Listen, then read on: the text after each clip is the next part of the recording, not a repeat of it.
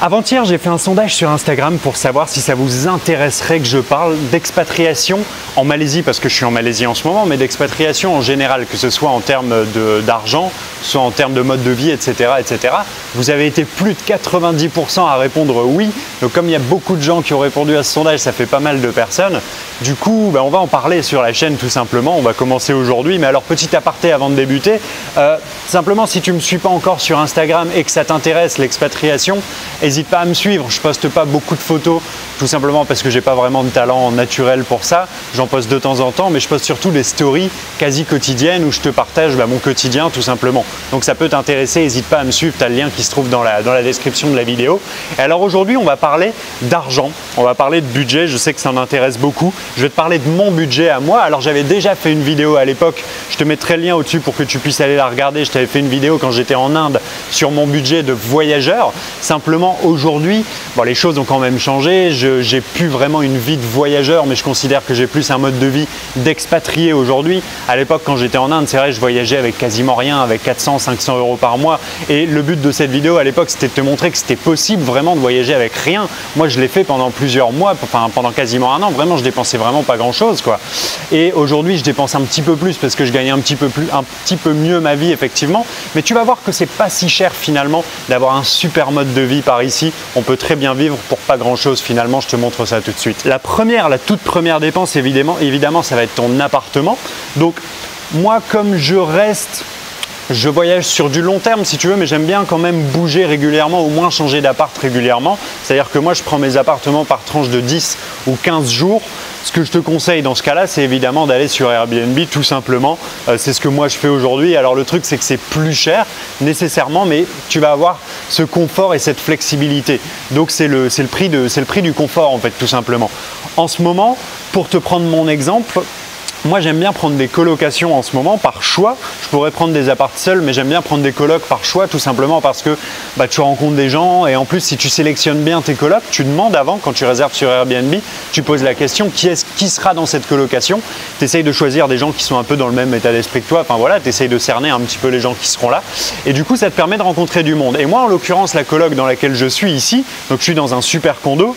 Je t'en reparlerai un petit peu plus tard de ce condo, mais dans la coloc dans laquelle je suis ici, je paye 14 € par nuit. Donc ça fait sur le mois un petit peu moins de 450 € par mois, on va dire 450 € par mois. Maintenant, si tu veux pas forcément être en colocation et que tu veux te prendre un appart tout seul, si tu mets à partir de 18, 19, on va dire en moyenne 20 € par nuit, tu seras très bien dans un très bon condo avec un très bon mode de vie, tu vois. Donc 20 € par nuit. Tu peux mettre plus évidemment pour avoir des trucs un peu plus luxe, mais honnêtement avec 20 € par nuit déjà, t'es bien. Je t'expliquerai après, mais moi j'ai pas forcément besoin de plus, quoi. Donc on va dire entre 450 et 600 € par mois si tu passes par Airbnb. Maintenant, si tu prends des apparts au mois, si tu restes plusieurs mois, tu peux passer par des sites comme Mudah.my qui est un petit peu le bon coin malaisien. Je te mettrai le lien aussi dans la description. Ou bien tu as iProperty.com, mais tu as plein d'autres sites finalement qui te permettent de trouver des logements en location ou à l'achat. Et sur ce type de site, tu vas trouver des logements, des studios. Par exemple, ici, un studio dans ce condo-là, ça vaut entre 1500 et 2000 ringgit. Mais par exemple, j'avais une colocataire de La Réunion qui s'est pris un studio là depuis quelques jours ici, qui paye 1500 ringgit par mois, ce qui équivaut à 320 €. Et tu es dans un condo, enfin moi c'est un des meilleurs condos que j'ai eu, tu as un cadre de vie qui est juste exceptionnel. Bon là, la piscine, ça n'a rien d'exceptionnel. Je veux dire, avoir une piscine en Asie, c'est vraiment pas quelque chose d'exceptionnel. Il y en a dans tous les condos, mais tu as quand même un super mode de vie. Il y a un grand espace jardin, il y a la Wi-Fi dans tous les espaces publics, tu as un espace barbecue, il y a 2 salles de sport, etc., etc. On est vraiment bien. Encore une fois, ça c'est pas exceptionnel en Asie. Il y a des condos comme ça, il y en a à la pelle et c'est pas forcément cher comme tu peux le voir parce qu'un studio, encore une fois ici, c'est 320 € par mois. Donc ça, c'est pour les appartements, ce qui va être la plus grosse dépense évidemment, et tu peux aller plus cher encore une fois si tu veux quelque chose de plus luxueux. Ça, c'est les tarifs que je mettrai moi. Ensuite, tu as la question du visa. Le visa en Malaisie, c'est très bien parce que quand tu arrives, accès à 3 mois de visa gratuit, tu peux rester 3 mois gratuitement. Il y a beaucoup d'expats qui sont là ici et qui restent en visa run si tu veux, c'est-à-dire qu'ils sortent du territoire tous les 3 mois pour recharger leurs droits et re-rentrent dans le territoire, c'est-à-dire que tu peux faire ça et rester à l'année en sortant uniquement du pays 4 fois, c'est-à-dire que tu vas à Singapour ou à Medan ou à Jakarta, enfin tu te prends un vol Air Asia pas cher, tu sors, tu re-rentres. Simplement, j'en discutais hier avec des expats qui sont là depuis plus longtemps, il arrive un moment où ça bloque, tu peux plus, il arrive au bout d'1 an et demi, 2 ans, ça devient risqué à la frontière, il se peut à tout moment qu'ils ne te laissent pas re-rentrer et même pire, parfois tu peux te faire bannir du pays complètement, tu te fais renvoyer en France et terminé, tu ne peux plus venir en Malaisie. Donc, il ne faut pas trop jouer avec le feu non plus. Si tu le fais pendant 1 an, ça va à mon avis, mais à partir d'1 an et demi, 2 ans, ça devient un petit peu compliqué. Mais si tu restes moins d'1 an, honnêtement, fais-le comme ça parce que c'est gratuit, donc c'est vraiment la meilleure solution, quoi. Au-dessus d'1 an, les gens avec qui j'en parlais hier me disaient que eux payaient 3 000 € à peu près pour 2 ans de visa. Donc 1 500 € à l'année, un petit peu plus de 100 € par mois, quoi, 110 € par mois finalement.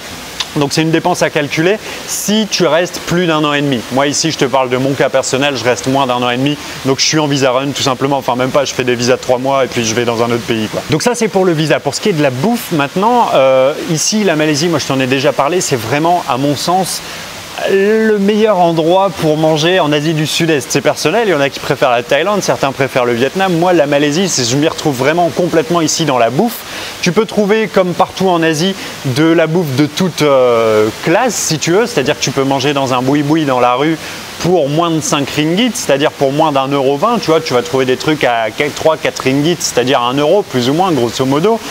Tu peux trouver des trucs un peu moyenne gamme si tu veux, où tu vas manger pour plus ou moins 15 ringgits, 3 €, 3-4 €. Moi je mange très bien dans les Indiens par exemple, tu te fais des grosses assiettes dans les restaurants indiens, c'est excellent et en général je m'en sors pour 15 ringgits. Et après tu peux manger dans des restos un peu plus chics où tu vas arriver sur des prix comme 20, 30, 40 ringgits. On parle de 6, 7, 8, 9 €. Après, tu vas trouver évidemment des restos haut de gamme 5 étoiles où tu paieras probablement 15, 20, peut-être 30 €, encore que j'ai jamais vu. Mais moi, c'est pas forcément mon truc. Donc moi, ce que je fais, c'est que j'alterne entre des restos à 5 ringgits et des restos à maximum 20 ringgits, tu vois. Et je fais mes courses également, je fais des courses. Ici en Malaisie, c'est bien parce que je trouve qu'il y a une offre de produits relativement large. Alors comme partout, les produits importés sont plus cher, c'est-à-dire que si tu veux manger du fromage ici, tu vas être un petit peu choqué, ça coûte relativement cher. Si tu veux boire du vin français, etc., tout ça c'est cher bien entendu, mais si tu t'adaptes un petit peu à la mode locale et si tu manges un petit peu local, si tu fais tes courses un petit peu local, je trouve que c'est quand même moins cher que les courses que tu vas pouvoir faire en France. D'une manière générale, tout groupé, resto plus les courses que je fais, c'est mon cas perso, mais moi je dépense en moyenne 200-250 € par mois pour la bouffe. Et honnêtement, je mange bien, je me prive pas, je prends un bon petit déj le matin, un bon déjeuner le midi, un bon dîner le soir. Je me prive pas du tout, je mange des fruits, etc. Donc pour la bouffe, j'ai compté, voilà, on va dire 250 € moyenne haute par mois et par personne. Ensuite, moi je travaille tout le temps dans les cafés, donc c'est vrai que je prends au moins 1 ou 2 boissons ou un jus dans les cafés tous les jours. Un thé par exemple, ça va te coûter en général entre 1,50 € et 2,50 €. Un jus, ça va te coûter en général entre 2 et 3 €, selon les endroits où tu vas, encore une fois, hein, bien entendu. Moi j'ai compté ici en moyenne que je dépense dans les cafés, coworking, enfin je vais rarement dans les coworking puisque j'aime pas, mais je vais plus dans les cafés. Pour travailler, je dépense en moyenne, on va dire 100 € par mois. Voilà, donc j'ai fixé 100 € par mois ici. Ensuite, pour les sorties, les boissons quand tu sors, etc. Moi je sors pas des masses, on va dire que je sors à peu près une ou 2 fois par semaine, mais 2 fois c'est maximum, tu vois. Sinon 1 fois par semaine, quand je dis sortir, c'est vraiment aller dans les bars, boire des verres le soir, etc. Je le fais pas souvent. Quand tu le fais, c'est vrai qu'ici l'alcool coûte cher en Malaisie. Une bière c'est facile 3-4 € pour une 25. Selon les endroits où tu vas, parfois ça peut être plus cher. Pour mon cas personnel à moi, j'ai compté moyenne vraiment haute, mais je les atteins jamais, franchement. J'ai compté 100 € par mois de boissons, sorties, etc. Peut-être que ce sera plus pour toi si tu sors plus. Pour moi, je sors très peu, encore une fois, donc 100 € par mois, c'est vraiment moyenne haute. Ensuite, tu as les transports.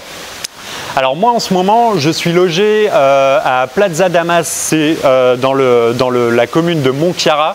C'est un endroit que je recommande largement pour les nomades digitaux qui comme moi cherchent des endroits calmes, paisibles. c'est le top du top si tu cherches des endroits calmes pour te poser et pour bosser. Ce qui fait que je sors très peu finalement de mon petit patelin à Montquéra. Mais pour l'exemple, on va dire que je vais régulièrement dans le centre-ville. Moi, tu prends uniquement des Grab. De toute façon, quand tu es ici, il n'y a plus Uber maintenant, c'est Grab qui a racheté. Grab, ça coûte pour aller d'ici jusqu'au centre-ville à peu près 3 €. Je précise qu'il y a 20 minutes de Grab, tu vois, c'est quand même 3 € pour 20 minutes de taxi, tu ne trouveras jamais ça en France, quoi. Donc je paye à peu près 3 € l'aller, 3 € au retour, on va dire 6 € l'aller-retour si je veux aller dans le centre-ville de Kuala Lumpur. On va dire que je le fais 10 fois par mois, même si ce n'est pas le cas, mais pour l'exemple, on va dire que ça fait 60 € de transport par mois.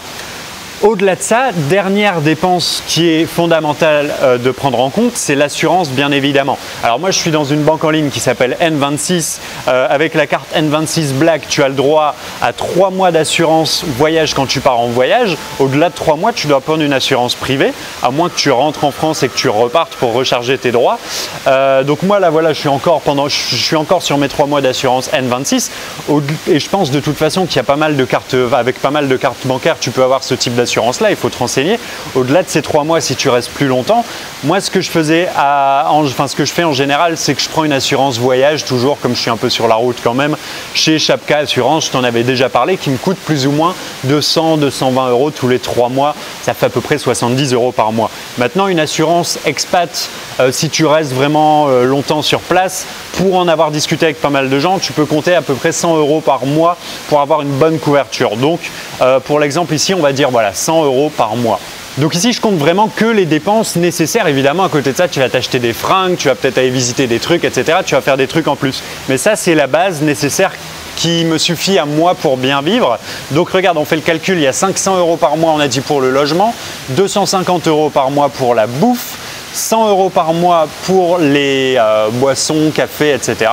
100 € par mois pour les boissons sorties, les verres, etc.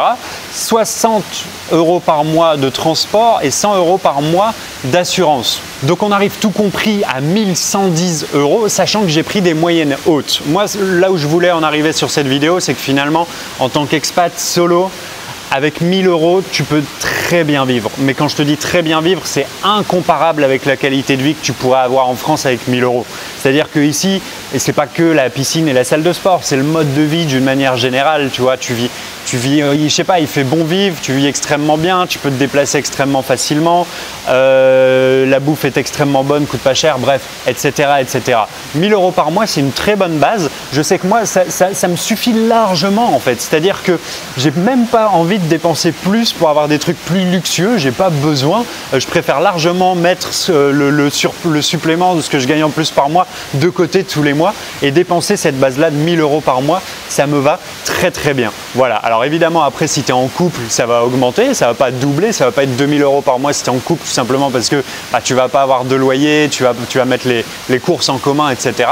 Mais pars sur cette base-là, 1000 € par mois en tant qu'expat, c'est juste ce qu'il faut pour vivre extrêmement bien. Voilà, donc j'espère que cette vidéo t'a plu, j'espère que ça a pu t'aiguiller, te donner quelques pistes. Alors ça c'est vrai pour la Malaisie, c'est plus ou moins pareil dans tous les pays d'Asie du Sud-Est, même si il y a certaines choses qui à mon sens sont moins chères en Malaisie, il y a d'autres choses qui seront plus chères mais d'autres choses qui seront moins chères en Thaïlande. Enfin tu vois ce que je veux dire, ce sera plus ou moins équivalent je pense sur le long terme, peu importe le pays où tu seras en Asie du Sud-Est, on sera dans ces eaux-là, avec 1000 € par mois tu pourras vivre correctement. Je te laisse là-dessus, n'hésite pas à t'abonner à cette chaîne YouTube si la thématique de l'expatriation, du digital nomadisme, etc. Si tout ça, ça t'intéresse, on va en parler sur la chaîne. N'hésite pas à mettre un petit j'aime juste en dessous pour me faire savoir si tu apprécies ce genre de vidéo.